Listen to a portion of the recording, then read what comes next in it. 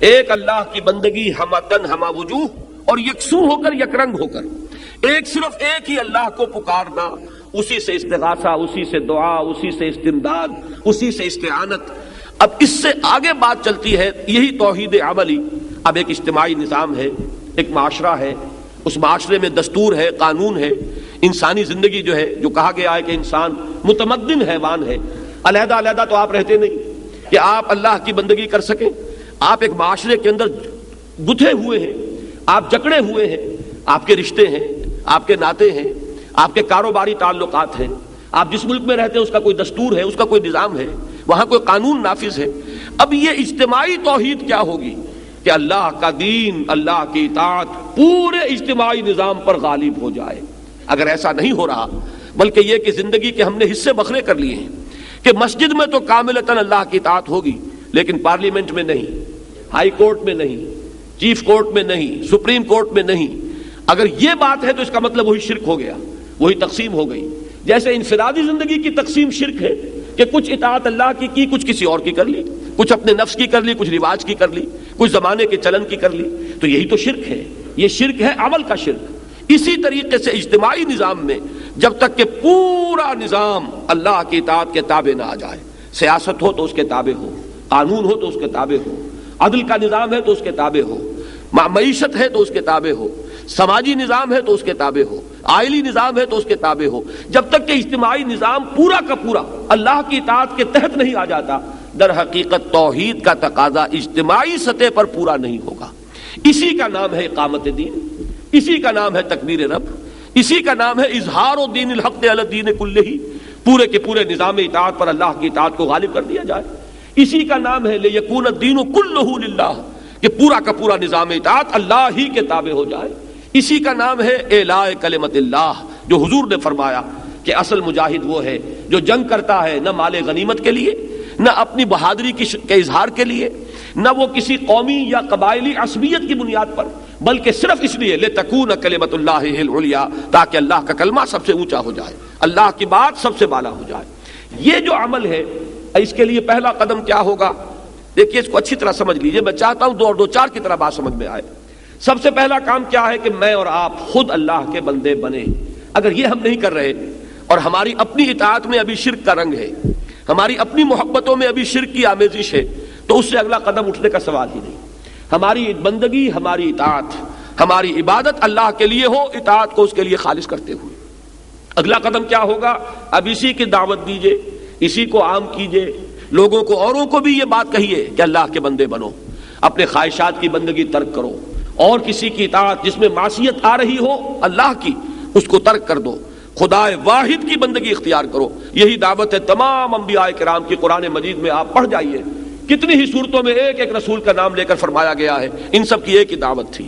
نوح ہو، ہود ہو، صالح ہو، شعیب ہو، ابراہیم ہو، لوط ہو، موسیٰ ہو، عیسیٰ ہو، محمد الرسول اللہ ہو صلی اللہ علیہ وسلم وعلیہ الصلاۃ والسلام۔ دعوت کیا ہے؟ ان اعبدوا اللہ ما لکم من الہ غیرہ، اللہ کی بندگی کرو، اللہ کی اطاعت اختیار کرو، اس کے سوا تمہارا کوئی معبود نہیں ہے۔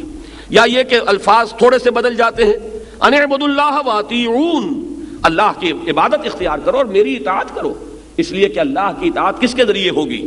اللہ کا قانون کس کے ذریعے معلوم ہوگا؟ اللہ کی مرضی اور نامرضی جو ہے اس کا علم کس کے ذریعے حاصل ہوگا؟ اللہ کا نمائندہ کون ہے؟ وہ اللہ کا رسول ہے۔ جو بھی رسول وقت کا ہے اس کی اطاعت لازم ہے، اس لیے کہ اس کی اطاعت در حقیقت اللہ کی اطاعت ہے۔ ما ارسلنا من رسول الا لیطاع باذن اللہ، ہم نے نہیں بھیجا کسی رسول کو مگر اس لیے کہ اس کی اطاعت کی جائے اللہ کے حکم سے۔ اس کی اطاعت کس کی ہے؟ ومن یطع الرسول فقد اطاع اللہ، جس نے رسول کی اطاعت کی اس نے اللہ کی اطاعت کی۔ تو تمام رسولوں کی دعوت آئی ہے اسی عنوان سے، ان اعبدوا اللہ ما لکم من الہ غیرہ، یا ان اعبدوا اللہ واطیعون، اللہ کی بندگی کرو اور میری اطاعت کرو۔ قرآن مجید کیوں نازل ہوا؟ کتاب احکمت آیاتہ ثم فصلت من لدن حکیم خبیر، اللہ تعبدوا الا اللہ، اللہ کے سوا کسی اور کی بندگی نہ کرو۔ تمہاری تخلیق کا مقصد کیا ہے؟ فرمایا وما خلقت الجن والانس الا لیعبدون، میں نے جنوں اور انسانوں کو پیدا ہی اس لیے کیا کہ میری بندگی کریں۔ یہ دعوت جو ہے اس کا مضمون آیا ہے اگلی صورت میں، سورہ حامیم سجدہ میں، بڑے پیارے الفاظ ہیں، وَمَنْ أَحْسَنُ قَوْلًا مِّمَّنْ دَعَا إِلَى اللَّهِ وَعَمِلَ صَالِحًا وَقَالَ إِنَّنِي مِنَ الْمُسْلِمِينَ۔ اس شخص سے بہتر بات کس کی ہوگی جس نے اللہ کی طرف بلایا، اللہ کی بندگی کی دعوت دی، لوگوں کو پکارا اس بات کی طرف کہ حرص و ہوا کی بندگی کو چھوڑو، خواہشات کی غلامی سے آزادی حاصل کرو، غیر اللہ کی اطاعت کا قلادہ گردن سے اتار کر پھینکو، ہر اطاعت کے خلاف بغاوت کرو، صرف ایک اللہ کی اطاعت، ہاں جو اطاعت اس کے تابع ہو اس اطاعت کو قبول کرو۔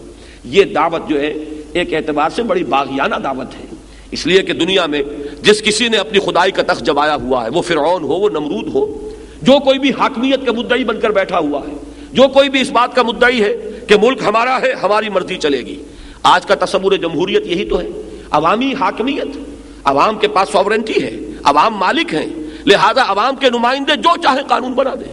وہ دو مردوں کو شادی کا حق دے دیں، وہ دو مرد جو ہے میاں اور بیوی کی حیثیت سے رہ سکیں گے۔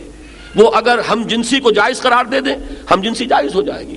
وہ شراب کو چاہے تو بند کر دیں، چاہے تو اس کو کھول دیں، جیسے کہ امریکہ میں ہوا کہ پروہیبیشن ایکٹ بھی انہوں نے پاس کیا اور پھر اس کے لیے راستہ کھول دینے والا قانون وہ بھی انہی کا پاس کرتا ہے۔ یعنی یہ کہ قانون سازی کا اختیار مطلق عوام کے ہاتھ میں ہے، جو عوام کے نمائندوں کے ذریعے سے بروئے کار آئے گا۔ اگر یہ ہے تو یہ بھی بغاوت، اللہ سے بغاوت، اللہ کی حاکمیت کے خلاف اعلان جنگ۔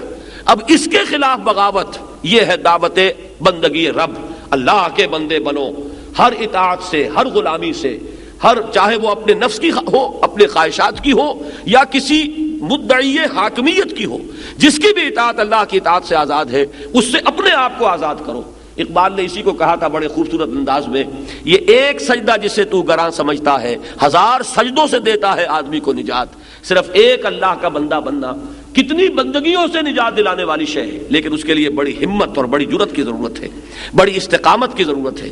اسی لیے اسی سورہ حامیم السجدہ میں فرمایا ہے، ان الذین قالوا ربنا اللہ ثم استقاموا تتنزل علیہم الملائکۃ الا تخافوا ولا تحزنوا وابشروا بالجنۃ التي کنتم توعدون۔